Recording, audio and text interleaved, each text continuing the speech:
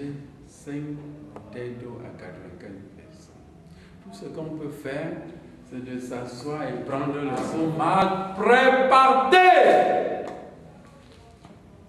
Fermez les yeux et voyez ce qui va se passer.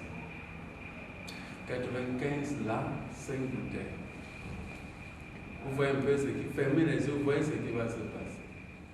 Comment trouver de l'argent? Nous avons pensé qu'on trouvait l'argent sous le soleil. Hein? Dans la forêt, dans la brousse, et on va chercher l'argent. Et lui dit qu'on peut chercher l'argent autrement. Et il te montre, à merveille.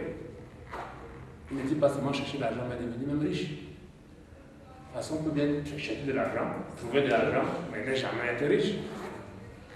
Parce que l'argent qu'on trouve est toujours inférieur aux besoins ou bien à notre calendrier journalier. Mais ce qui m'intéresse beaucoup, c'est qu'ils veulent programmer un atelier. Et je crois que cet atelier-là, on viendra avec les faits. On va faire des petits travaux, des exercices.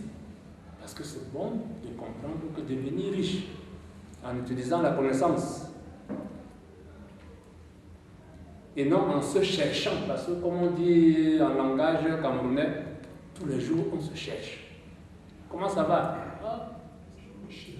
Je me bats, je me débrouille. Comme les gens me cherchent quand c'est dur, comme on dit, la vie est dure, mais moi je me débrouille. Alors, clairement, on n'a pas de vision. On se débrouille. Faire quoi? La vie n'est pas dure. On veut aller où? C'est nous qui rendons la vie dure. Et comme je vous le disais, il a mis l'homme au centre de sa vie. Le travail, c'est l'homme qui crée. C'est l'homme qui travaille.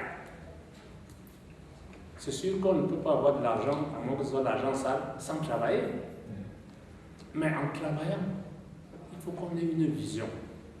Si j'ai ma boutique, comme on dit, j'achète, je revends.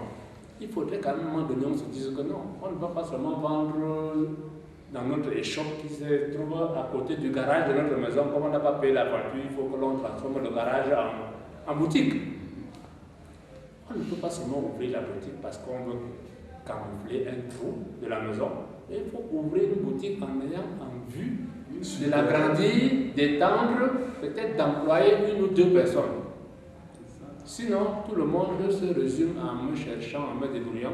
On n'a confiance en personne. On fait une entreprise familiale.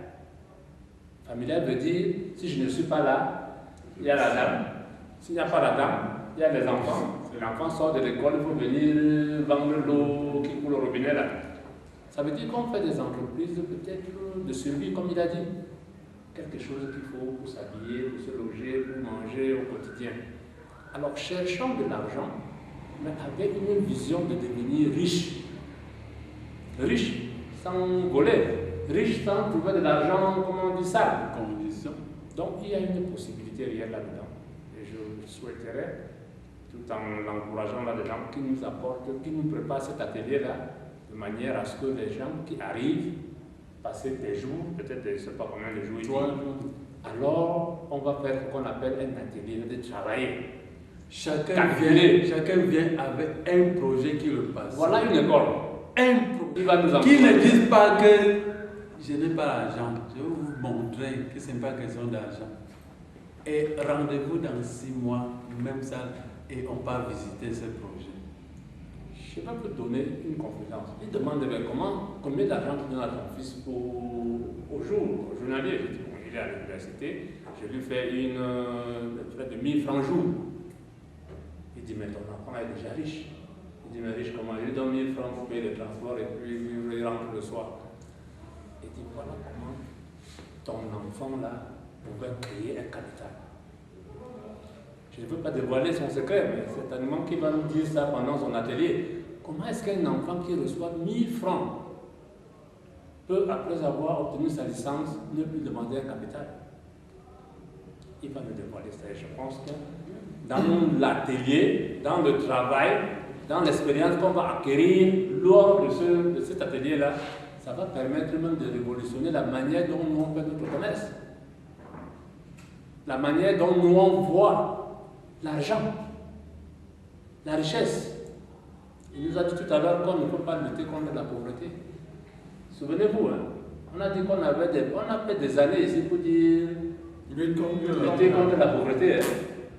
Mais est-ce que la pauvreté nous ça s'est aggravé, non? On s'est enfoncé dans Et jusqu'à là, on n'a pas tiré quoi ça s'est aggravé. Alors qu'on a mis des milliards sur on appelle un document de quoi?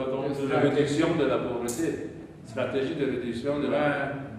Et on a changé de stratégie. On a faussé. Mais on a gâté beaucoup de milliards. On a faussé dès le voir départ. comment les gens. On est déjà contre la pauvreté. Vous avez tous les colons pour donner l'énergie à la pauvreté. C'est spirituel.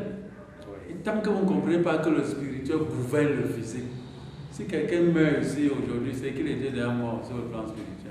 Comportemental. Management life. Donc, les gens qui se comportent peuvent être dans les 95% ou alors dans les 5%.